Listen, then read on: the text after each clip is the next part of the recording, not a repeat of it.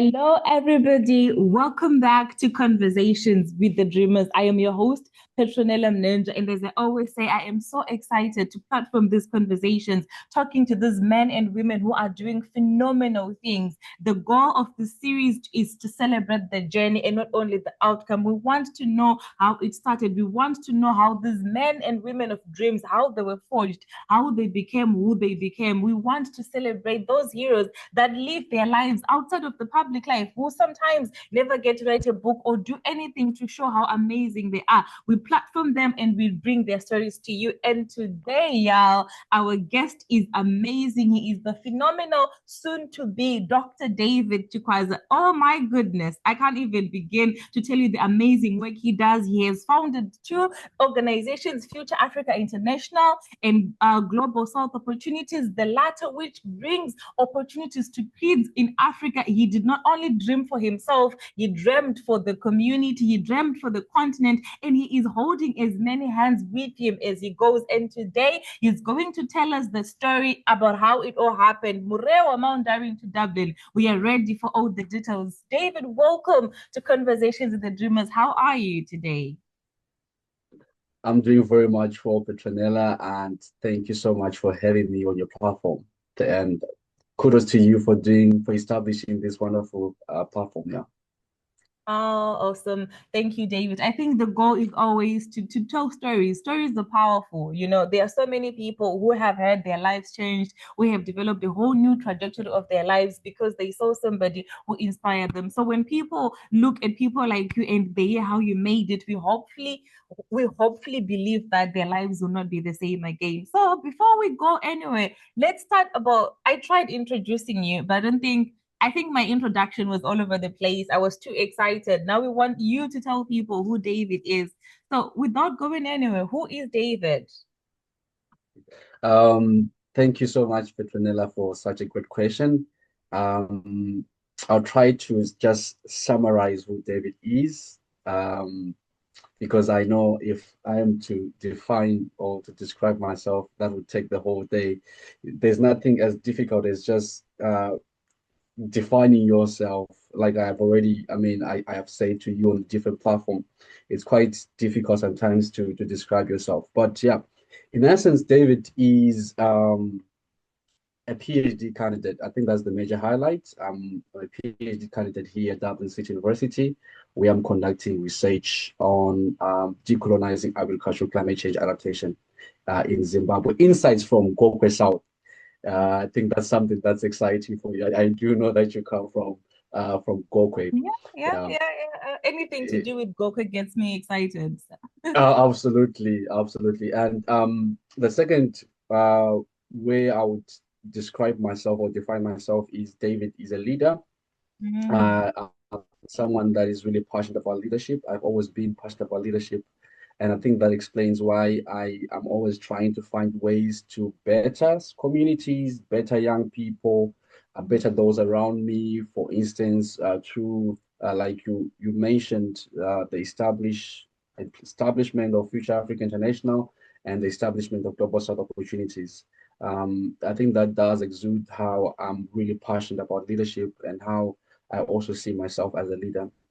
And I would also describe myself as an entrepreneur as well, in a mm, way. I'm a social entrepreneur. I'm really passionate about entrepreneurship. I'm passionate about creativity, innovation. I think, again, Future Africa International and Global South Opportunities, it does serve as a testament of that passion that I have for that as well. I also maybe lastly describe myself as a Pan-Africanist. I mm, love my continent. I love Africa. Like I love Africa a lot. I love our culture. I love our identity. I love who we mm, are, and mm. I love what we have to give. What we have to what we have to contribute to the development of global civilization, global development, and so forth. So I would also describe myself as a Pan-Africanist. Hmm.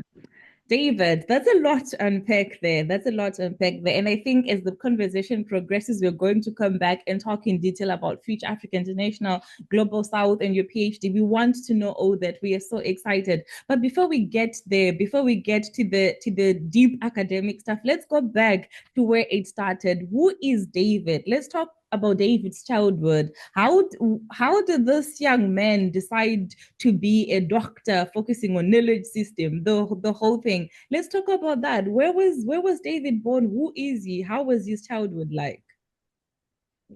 Thank you so much for a good question again, Petronella. So David was born and bred in Harare, in our Mm, teapot-shaped country of Zimbabwe. mm, I was born at the Harare Maternity Hospital, mm, and growing in Zimbabwe, I I think I've been to many places within Zimbabwe. I like you in your introduction, you mentioned Mount Darren and Murewa. These are places that I've lived, which are rural areas. I've also lived in the ghetto kind of context. I've lived in Lusaka, in Highfield, attending school there, my primary school, which was a primary school. That was before I then moved to live in the avenues, 92 Baines Avenue, where I was attending school at Blackstone Primary School. Great stories to share about attending school in those great institutions, great individuals that had a huge impact and influence over my life that I'm forever grateful to or grateful for. And also after that, I then went to I went to Gutu. I went to Gutu Mission. I attended Gutu Mission for my that was Form 1 and Form 2. That was before I moved to Chechu Boys School. So it's been a great journey. And then from there, I then went to the University of Zimbabwe, where I did my Bachelor of Arts, and then special honors politics and administration, and then a master's in international relations. Um, and yeah, Amazing. It's been amazing. I've met great people that have shaped the person that I am today. I mean, I could mention them, but I mean, time would fail me. And pages, if you're writing a book, I mean, pages would fail me because there are just a lot of people that I feel have played a huge role in shaping the person that I am today. But just to mention just a few names of people that have really played a significant role in my life. I mean, these include clergy people. It includes pastors. It wow. includes friends. Yeah, it does. It does include friends. It includes teachers that taught me.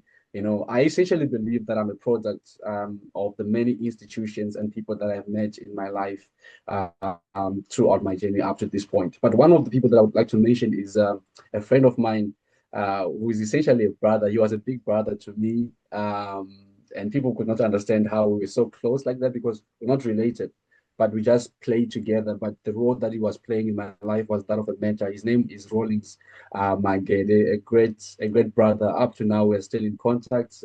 He's in Zimbabwe, but we have this brotherly kind of relationship. He played a huge role in my life, including introducing me to books like John C. Maxwell. Uh, Mm, Introducing me to even the whole idea of Pan-Africanism. And I think he did play a huge role. I remember in terms of in the program that I chose to do at the University of Zimbabwe. So it is one highlight, is one person that I would like to highlight and underline his name to say he played a very important and key role in molding me to be the person that I am today. I mean, there are many others like the Shimani Kiri at the University of Zimbabwe, like Miss Chiremba at Gutu Mission, like Mr. Mukwanda, who was the headmaster at Chechu Boys School. All these people, they believed in me and they poured so much in me to be the person that I am here. And also important, this one I had to write this name down, Mr. Hokoma, mm, such a great man at Gutu Mission. He was the deputy head there at Gutu Mission, a man that really believed in me. Just to mention this, I mhm, was somebody that was really, I had this passion for public speaking. mm, And Mr. Hokoma, just to share just a short story about Mr. Mhm. Hokoma, how Good. I am Mhm. so grateful for him. Mhm. He so I wanted to do a speech. I wanted to give a speech before the whole school, like in an assembly setup. And that was after I'd read some few books like John C. Maxwell, and also following the story of Barack Obama. Barack Obama has had a huge influence on me as well.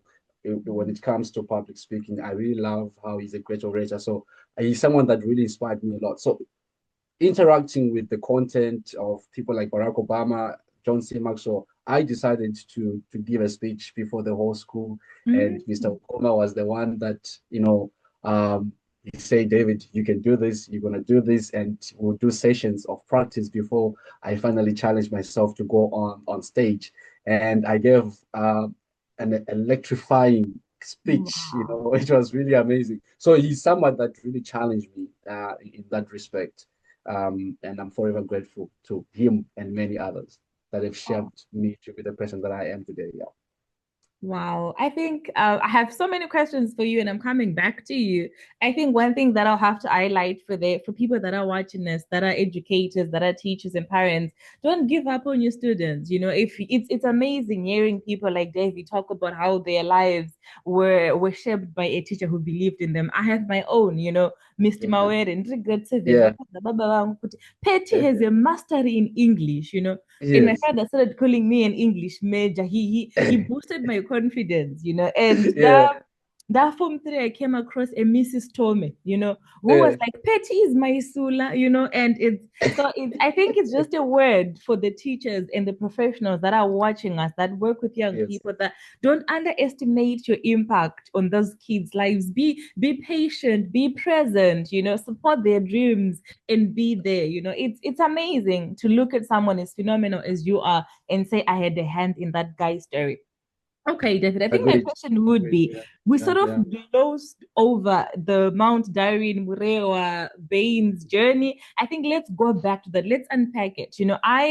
I'm someone who grew up moving quite a lot, but it was in Gokwe, obviously. But I think I learned Yeah. about 6 different primary schools. Nasinaenda kutsonga Yeah. ikuchoda kwamsazi. And I had my own experience with it. Yeah. And I would like to know how your experience was with that. How was your experience with that, and how did that influence the person that you became? Um, well, let me just start with Mount Darwin. Mm-hmm. Um, Mount Darwin was amazing because I was living with my grandmother who loved me a lot. Uh, Wow. rest in peace to her. She passed on some time ago. She really loved me, and she really took care of me. And I was surrounded by my mom's siblings, Ana Sekuru, Ana Mainini, and so forth. And I even attended. I think I was attending creche there, Kurushinga. There's a place called Kurushinga in Mount Darren where I was attending creche there. It was really lovely. I mean, it really gave me the grounding that I think is quite essential.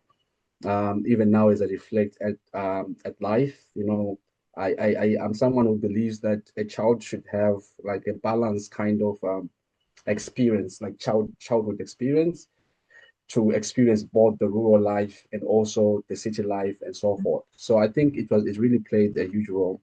And then now going to Murewa, it was also amazing. Like these are the formative stages of my life. I was Mm. very young, um, and walking long distances. I remember kwa Murewa, I tried to find like a long distance to go to school. I think it was too crazy, if I still remember, preschool. I can't remember. Yeah, but I would walk long distance. Tichagora and lunchbox, even Mangai and so forth. I just love that, just to experience that. I think it really gave me the solid foundation that I think as a person really needs. Um, and then when I then moved from there, going to Mutasa Primary School, that also gave me a different layer in terms of the person that I've become, interacting with different people, amazing people. Like this particular teacher that I remember called Miss Michengeti. Her name has stuck, is stuck in my mind for such a long time. It's because of that impact, I think, that you were talking about, that teachers really have on us, or on a child's development. That lady was phenomenal. I remember she would go an extra mile to ensure that you are well, and everything is okay. She'd ask you about home, is everything okay at home? She'd just take that extra step just to demonstrate to you that she really cares about you, and she really wants to see you succeed. She would even hype you, and make you feel like you could reach out to the stars. But she was that kind of a person. And also going to moving again from Mutasa Primary School, or from Highfield, and now going to the Avenues and going to Blackstone Primary School. I think it just showed me like the different kinds of life. It was a good experience because um, I remember I was learning with people like Vanava Kaseke. I don't know if you know Kaseke. There's this guy was Yeah. called Kaseke, Mhm. um, but I think he recently passed on. Kariko Ogaseke, he was the chairman of tourism. I can't remember, but he was a high profile person. And learning with kids like that, which were now with, oh, we have this kind of kids that have grown in different kind of backgrounds, and just comparing that with your own experience and learning as much from them as well. And also, I think from them also learning from you because of that different kind of experiences that you have as a person. Um, and also meeting a phenomenal teachers. I had great teachers as well at Blackstone Primary School. But I think I would like to just maybe emphasize more about Churchill Boys School, because I feel like Churchill Boys School also played a huge role for me. Meeting people like Mr. Mugwanda, who was the headmaster then, who really believed in me like more than I believed in myself. The Mhm. man really believed in me. Each time I would meet him, he would just give me these good comments. And I think it's one of the reasons why I even managed to be, I got the confidence Mhm. to get into the top four, like, the hierarchy, Mhm. uh, Mhm. head board, deputy head board, senior prefect, and so forth. He gave me the confidence to believe that I could be, despite my background, despite where I was coming from, and so forth. So yeah, it's been an amazing journey. Yeah. Wow, David. I think it's one thing that I'm noticing about you that I'm really appreciating is the positivity with which you look at your story. I think it takes a lot of strength to look at the parts of your life that are not so pretty, that are not so perfect, and see them for the beautiful lessons that they are. Yeah. They look back at those days where they walk back to school and they look at it with negativity, complaining, and feeling like they were robbed of something. But the fact that Mm. you're able to look back and reflect on kutakura mangai, isema takura mbepare sugar, kutakura mangai, kutakura sidza kuchikora, and you're looking at it and you're Yeah. appreciating the lessons, you're appreciating the journey, and you're appreciating the people that you have met. I think that's phenomenal. And I think that's a lesson to every young person watching us, that it's look at your story with awe, with positivity, because your experiences were your lessons into becoming the person that you became. I think that's absolutely phenomenal, David. Thank you for sharing that. Now let's go. Oh, We've talked about the education in Chechu Boys High. We've finished high school and now we're going to university. Let's talk about that process, the degree, the choosing the program and the experience at UZ. How was that like? mm. University of Zimbabwe. Hmm. Um, so um, when I finished my high school, Mhm. um, I had an opportunity to do something that I think is worth mentioning. Mhm. I had the opportunity of working for Babas. I think you know Babas. Actually, Mm-hmm. with Babas, my heart was broken last time I was in Zimbabwe to Oh. see the was supermarket, yeah, informal sector kind of space, man, different shops, selling different things. But yeah, Babas used to be really prestigious and nice. I remember when I finished my high school, like, I got an opportunity because Babas used to take like those people, those students that were in the top four, Mm. so yeah, I had a great privilege to work at Babas, and I worked with Babas, and in the process of like Babas, I also learned a lot. So that's why I'm just mentioning Babas. It was my first experience in a professional kind of setup, Mm. dealing with people and learning a lot. So whilst I was there, that's when my brother, my friend, I think I've already mentioned his name. His name was Rollins. Mhm. He's the one that then inspired me to go for political science Mm. as a program that I was going to pursue when I got my results.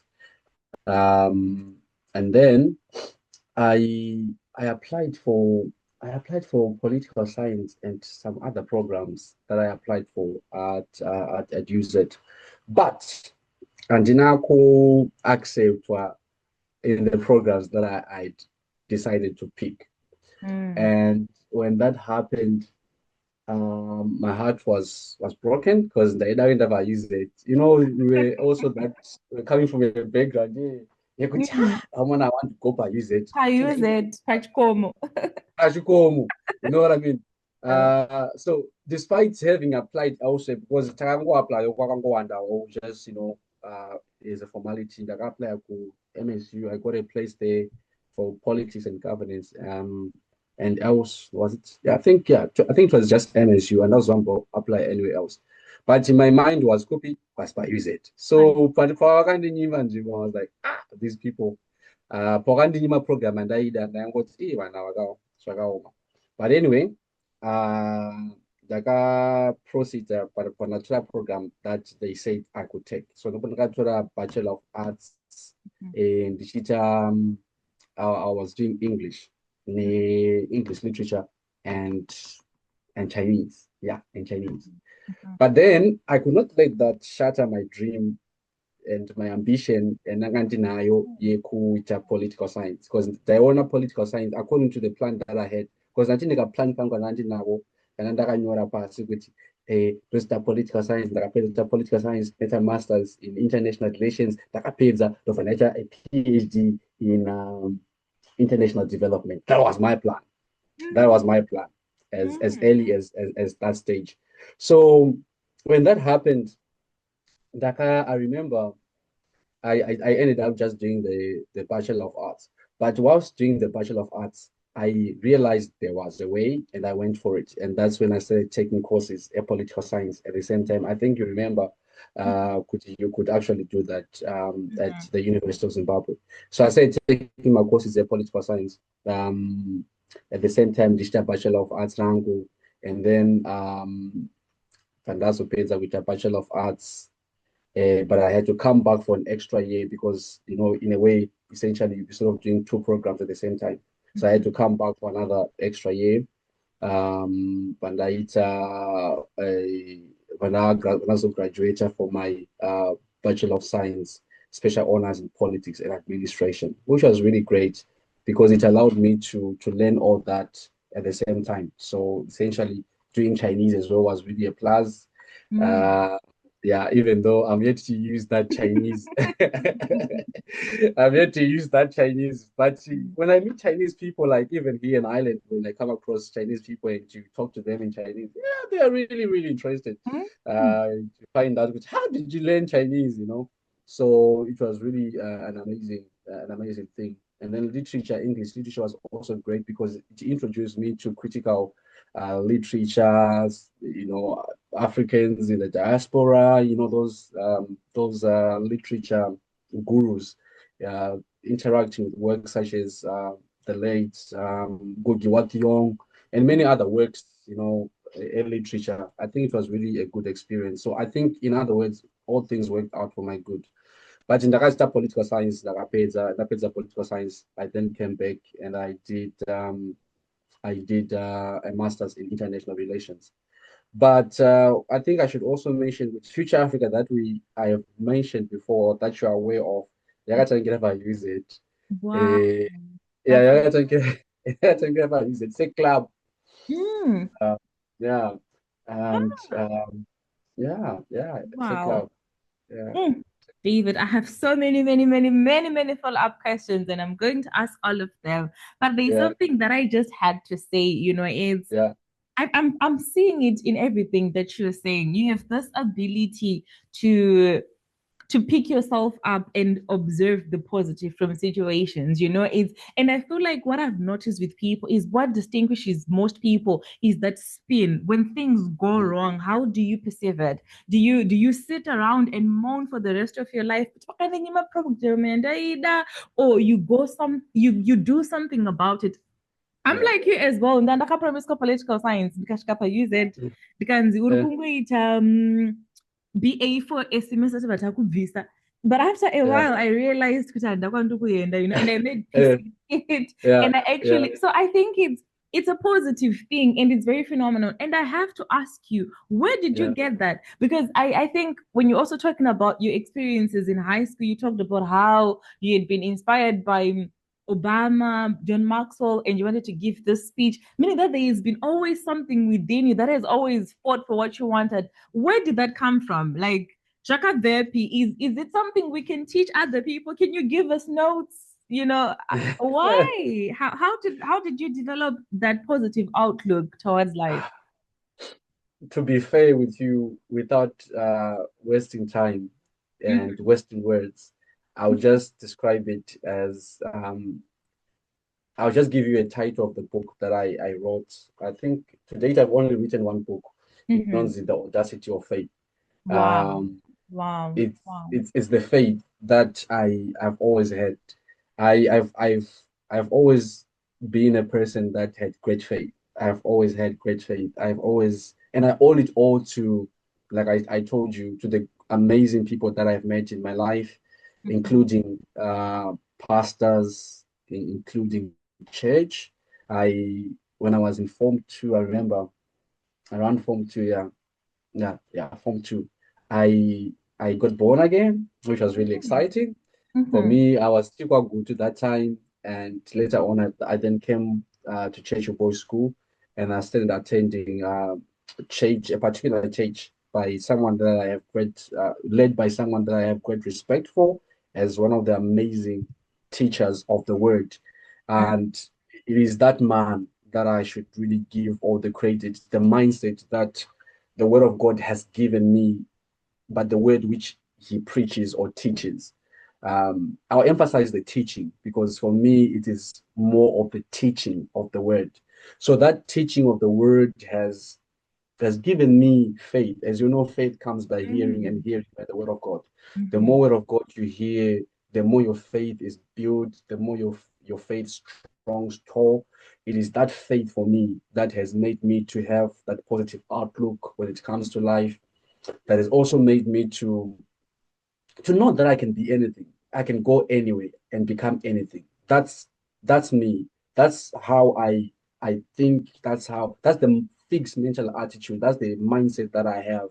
And honestly speaking, it is because of the church, the role the church has played in my life, the word of God, the role it plays in my life, and how it shapes how I look at the world, how I look at things, and so forth. Yeah, Oh, wow. No, thank you so much. I think I had to ask, because I think it's such an important thing to develop. And for everybody who is watching this, find whatever it is that you can lean on. If it's the people in your life, if it's faith, if it's books, find something that gives you, yeah, because I truly believe that once you fix your attitude about life, how you see things, you will never take rejection personal. You will never take failure yeah, personal. You will never take anything personal. You just look at it as what it's supposed to be, seasons for learning, and you always yeah. come back.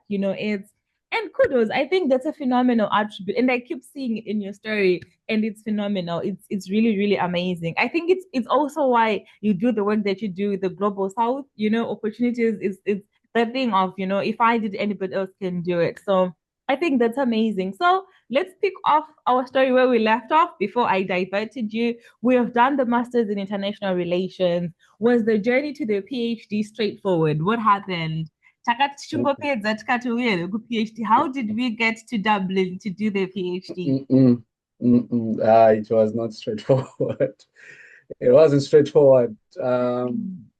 But thank you again for such amazing comments and about you need to have something, and that's really important because there will be a day where the winds will come with the hammer winds, things will come to make you self-doubt, things will come to make you believe that you're not good enough, things will come to make you believe that you can't make it, you don't deserve it, there are things that will happen. So you need somewhere or something that you can lean on, and it's very important that you have that, like you just said.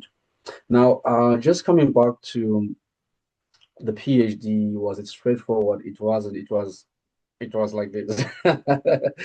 It was like this because I finished my master's, and then I found myself in Namibia. I Mm. found myself in Namibia, yeah. So I went to Namibia, another act of faith again, because in Namibia, I went there without a job. I had nothing. I just had faith that somehow, some way, something amazing would happen if I take, the first step. So I just packed my bags and I left. I left Zim because I was looking at Zim and I was saying, no, Zim, things are not looking good for us here as a generation. So I just decided to leave. So I left Zim and I went to Namibia. When I went to Namibia, my plan was one, and I was clear in terms of my plan. Namibia was supposed to be a transition. Mm. Whilst I'm applying for my PhD scholarship and so forth, I would be in Namibia. Namibia was good because it's a great infrastructure in terms of the internet connection, and I potentially could have gotten. I believed I could have gotten good opportunities to develop my career or to get my career to take off. Um, because the only I think experience that I'd had is I think you are very much acquainted with this. I had an opportunity to become an assistant teacher, a Oh, graduate the assistant teacher. GTA program. Oh, that was Yes, fun.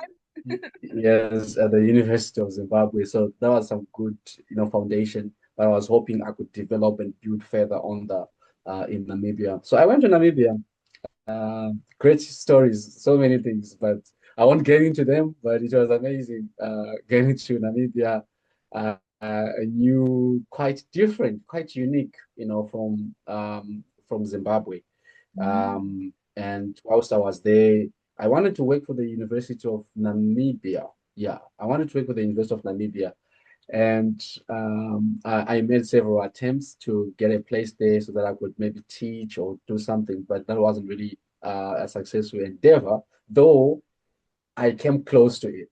I Oh. remember there was this particular lady that I would pester. I'm forgetting her name. Was it Erica or something? I think she was one of the school heads in the School of Politics and Administration at the University of Namibia.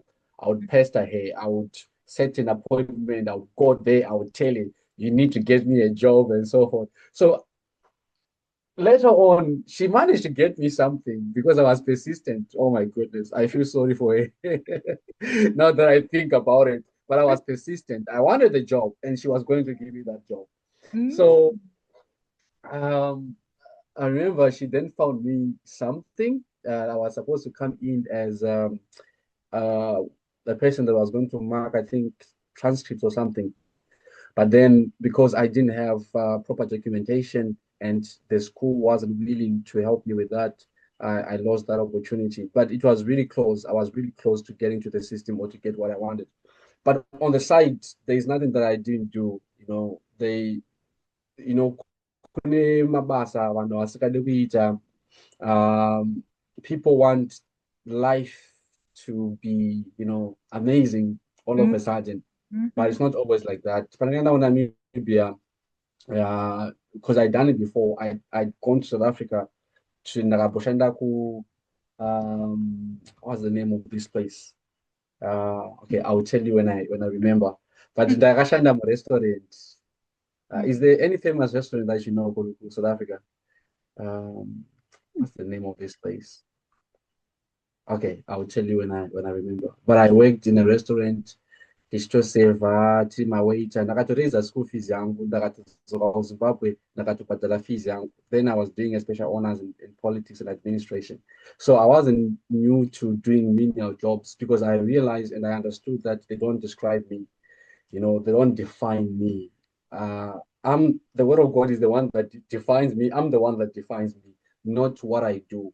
So that for me, maybe the lesson that someone can pick up is to say, it doesn't matter what you do, like as long as you are clear in terms of where you want to go, as long as you're clear in terms of your dream, you will be just fine.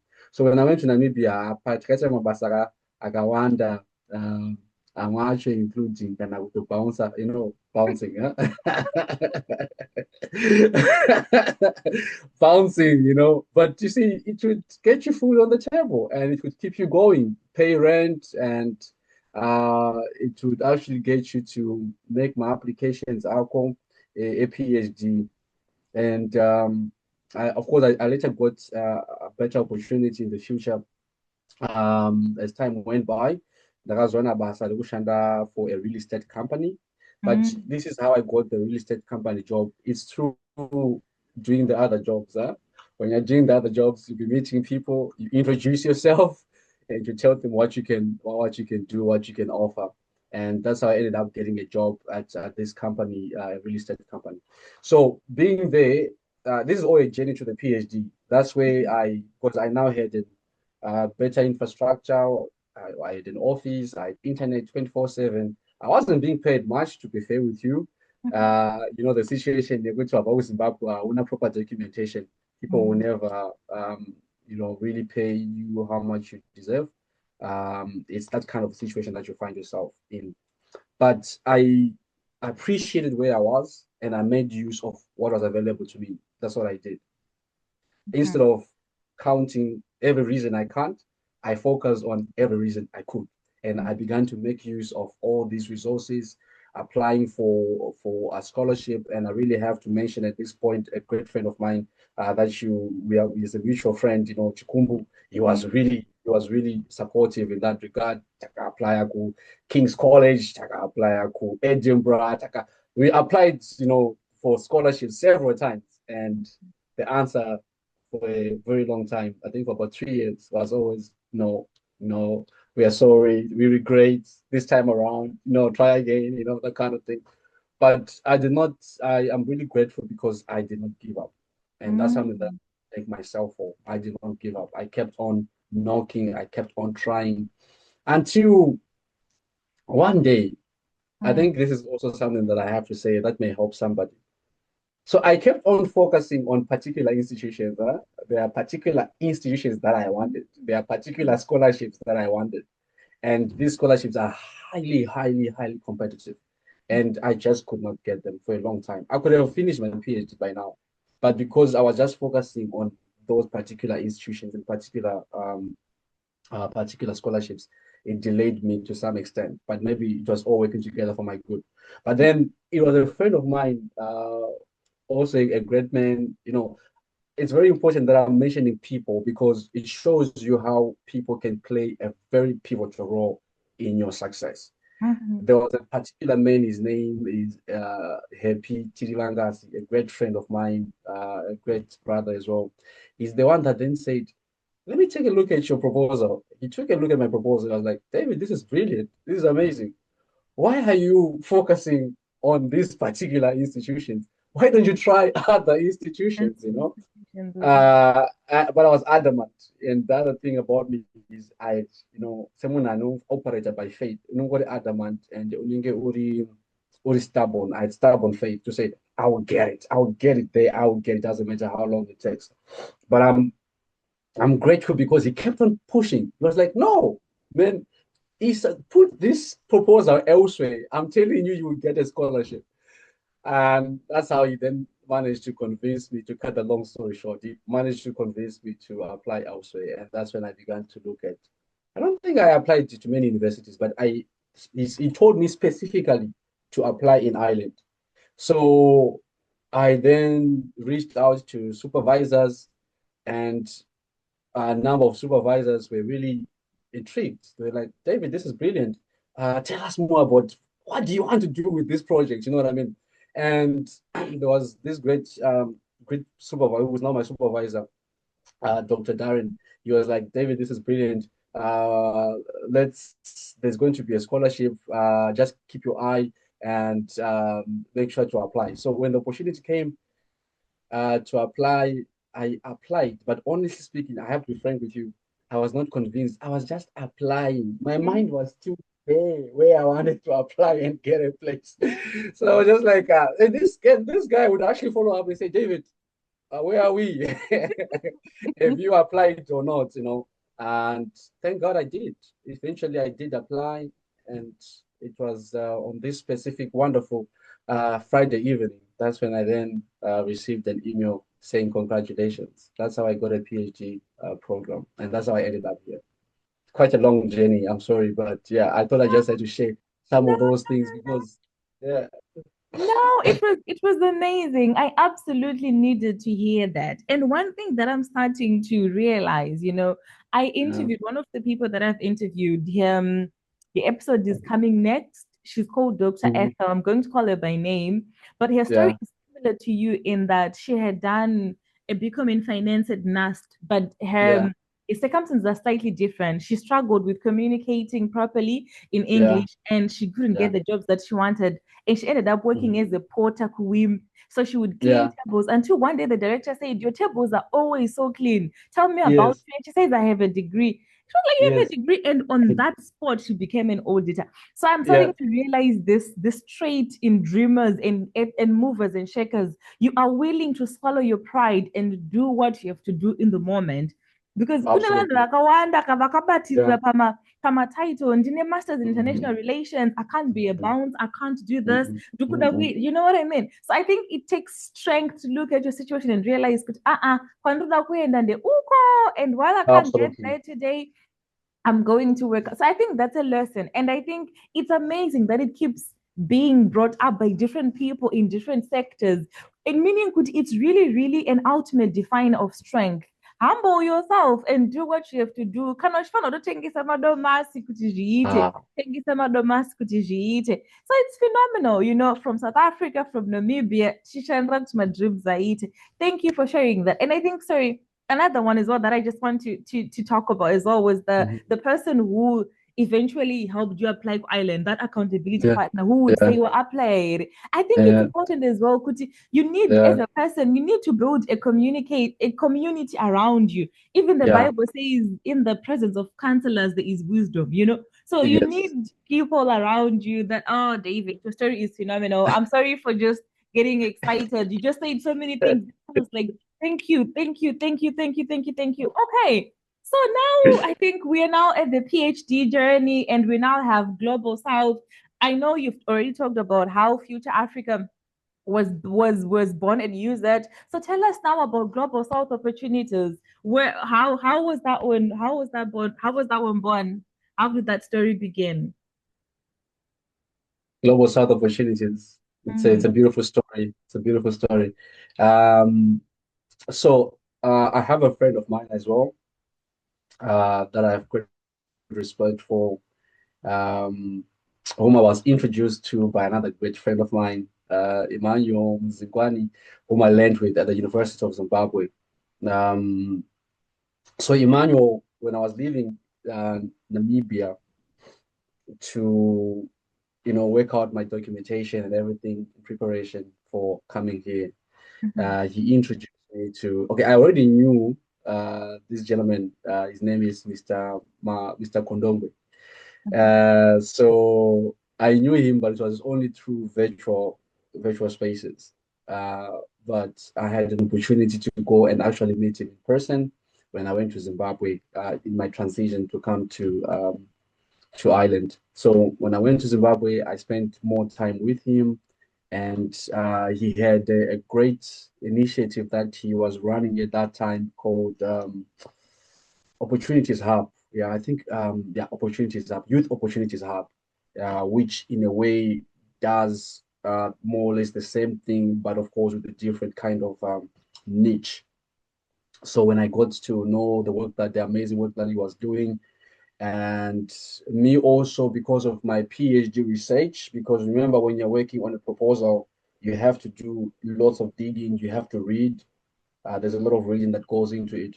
I was reading, and one of the amazing works that I interacted with was the works of people like Professor Gatchen Love, Mm. uh, that write a lot about the global south, the people of the global south, the global inequality, coloniality, decoloniality, and so forth. So interacting with those works introduced me to the global south, these regions, these economic regions, these social economic regions. And through that interaction and also being exposed to that inequality that exists, I then connected that. It was sort of a revelation for me to connect the amazing work that Mr. Kondongo was doing and what I could do, and specifically focusing on young people in the global south. So we're talking about Latin America, we're talking about as far as Asia, we're talking about India, we're talking about youths that are economically disadvantaged because of history,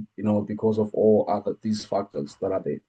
So that's when I then conceptualized Global South Opportunities, and really, Mr. Kodongwe has been very instrumental. Was very instrumental in guiding me in terms of how to go about establishing Global South Opportunities. And up to now, he's someone that I have great respect for. I always go back to if I encounter challenges and so forth, and he's always there, readily available to assist and offer guidance and counsel. So being inspired by Mr. Kondongwe and also being inspired about Global South opportunities, that really set the right foundation for me to say, no, I want to establish something that had never existed before. It didn't exist before, Global South opportunities. And we thought, let's do it. And that's how we established Global South opportunities. And it's been a phenomenal journey, because when we started, when you start, not everyone wants to associate with you because that's work. It's a lot of work to build a brand from the ground. And it's something that it confuses me when I look at people, because I'm looking at you, you don't want to associate with starting something from the ground. Yet there's so much glory and so much amazing stories that is associated with starting something from nothing, you know. And I'm really grateful to amazing people that I had in my life that were willing to be part and parcel of the journey. I have amazing people, like for example, I'll mention Belinda Mudondo. She has been phenomenal. We have been working together ever since, and we have even grown stronger even up to now. And that's how I think, in essence, that's how I would describe Global South opportunities. And it has grown in a way that we didn't anticipate when we started. Our platforms, they are now commanding a huge following. There are people that even get in touch with us, write us emails to do work for them. It's just amazing how something that did not exist before could be this which we have now. To the extent that there are people now who are trying to mimic or to clone or to copy our models. We're actually right now trying to get some help to try to stop people to use our model, to use our brand as I'm speaking to you. So this is just to show you how Global South Opportunities has grown to be what it is today. Yeah. And also just to mention, there are people that have supported this journey. People like, for example, Chikumbu. Chikumbu, we have been working together on Global South opportunities in a way, because we have Global South Indaba, and also we proudly powered the Anotila Chikumbu book series. So that network and that exchange and that interaction is something that I also really have great respect for. Yeah. Wow. No, I think Chukumbu's name has come up a few times. He is a phenomenal person. I think Yes. he's one of my OGs, Takatanga Yeah, I just know, I said know. it's the same. I honors know. class. So he is I quite know. phenomenal, and Yeah. it's been an honor as well watching him unfold in his own journey. It's always good when you see the people you started with win. You're like, okay, Yes. we are winning together. Apana Yes. Rusara, no one is left Yes. behind. Yeah. And thank you for sharing that. I think what inspires me the most about people is I'm always inspired when people don't only dream for themselves, but dream for continents. Kuti, you realized your journey and how you Mhm. had discovered opportunities, and you thought it's not enough for me. Kuti ndingoziva ndega. I want toda kudya nevamwe, I want to dream for the entire global south. I think that's phenomenal. I think that's amazing. And it truly is. I remember one time I was part of your panel, I think when you were talking about scholarships and stuff like that. So I think it has also been a joy as well to it has also Yeah. been a joy to behold the unfolding of this amazing story. Thank you so much. And us as the Global South, we thank you. Um so I think we're about to end. I think probably I'm going to ask you a very unfair question, or not unfair question, but just to hear more about you. Yeah. About David. So what's next for David after the PhD, or I don't even know. What adventure are you up to next? Interesting. That's a great question. That's a very great question. Um, so according to the grand scheme of things, Mm-hmm. there's always that grand scheme of things, but also there's that flexibility to adapt and look at the options and see how to navigate the waters. But in terms of the plan is to finish my PhD. I'll be finishing my PhD next year, Mm-hmm. and all things being equal, hopefully they will be equal. Hopefully they will be equal because so far we seem to be on track with the program. So hopefully next year we will be finishing the program, and when I finish the program, my plan is to enter into the development space, Mm. particularly focusing on climate change issues, agriculture, because I love my PhD program because it is really interdisciplinary. It doesn't just focus on climate change or just focus on agriculture or just focus on, there's also issues to do with knowledge systems. There's also issues to do with the psychology aspect of it. So it's a very interdisciplinary kind of project, and I really love that about my project. Um, but yeah, the idea is to get into the development space.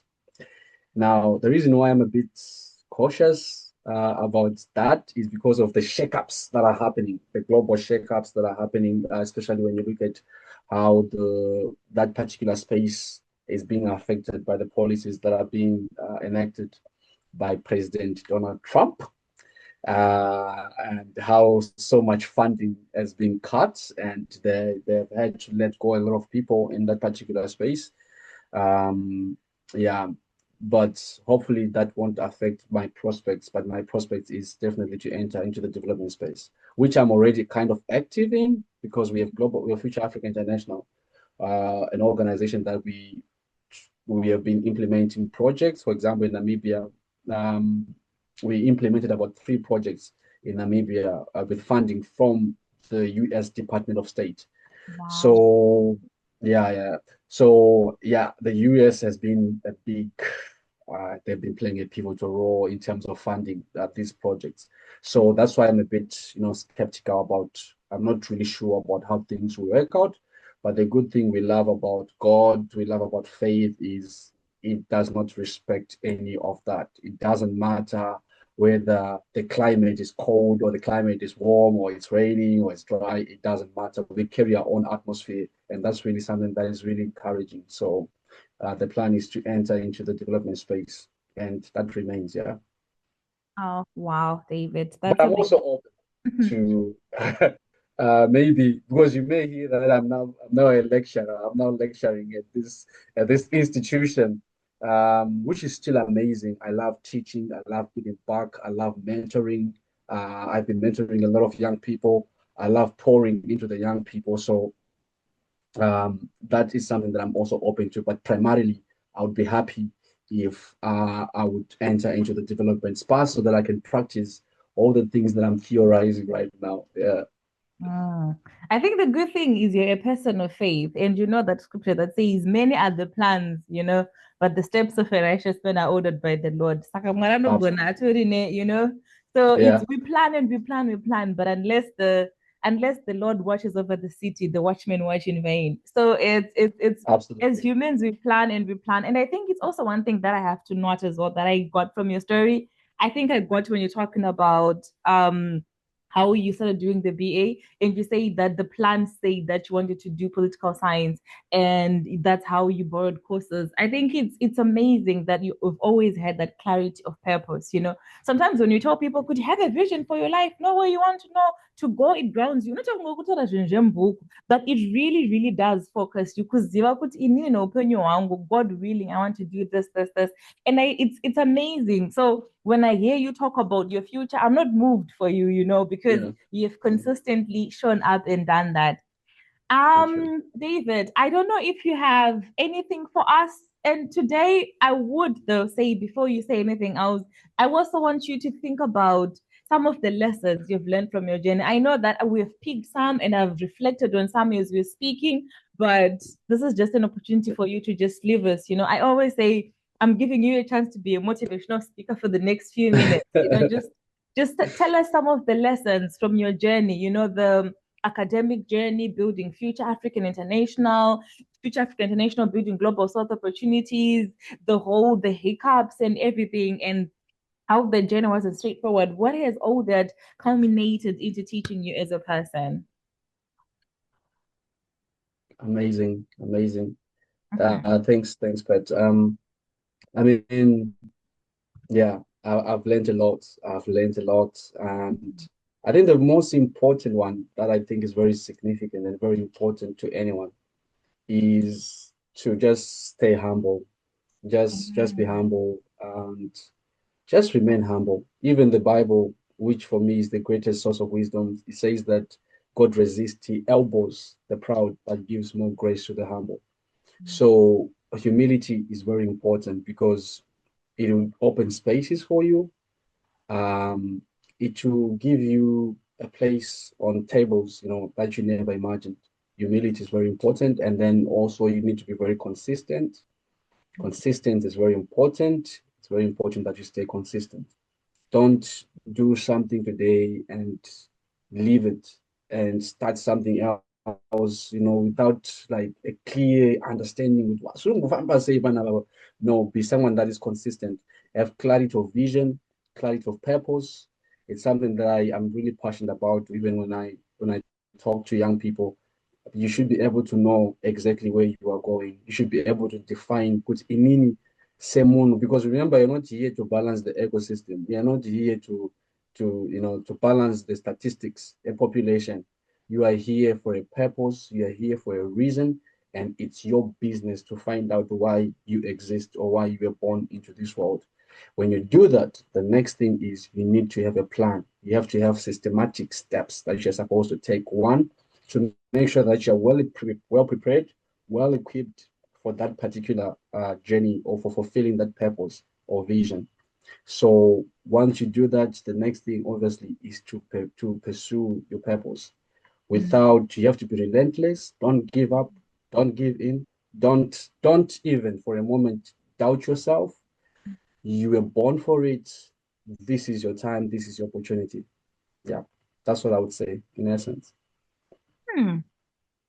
You had it from David, yo. I have nothing to add, nothing to say. It was just a perfect ending to this amazing conversation. David, thank you so much for taking time off your busy schedule with your PhD, with the work that you're doing, and everything in between. You took your time, you shared your story, and I am certain that there are so many, many young people, so many even older people that are going to watch this interview and be like, if it was possible for him, it is certainly possible for me. So, David, thank you so much for gracing us with your presence and for sharing your story with us today. Um, I mean, a very big thank you to you for inviting me to this platform. Like I told you before, it's amazing what you're doing. Sometimes you may never know the lives that you impact, the lives that you will touch just by doing the amazing work that you're doing. And that's something that I have to make you aware of. Even when I'm doing Global South opportunities, I'm always trying to remind myself so that I remain conscious of the fact that I may not hear people's stories or their feedback about how we are making a difference or how we have made a difference in their lives. But believe me, we are making a huge impact. So in the same way, always be conscious that with what you are doing, the amazing work that you are doing here, there are so many people that are being impacted, that are being inspired to do great things in their lives. So let's get this thing going. It's an amazing project. Thank you so much. Thank you so much for the kind words. Thank you for the support. And as you said, consistency. I'm really, really trying to consistently show up because there are so many stories to be told, and I truly, truly believe in the power of stories.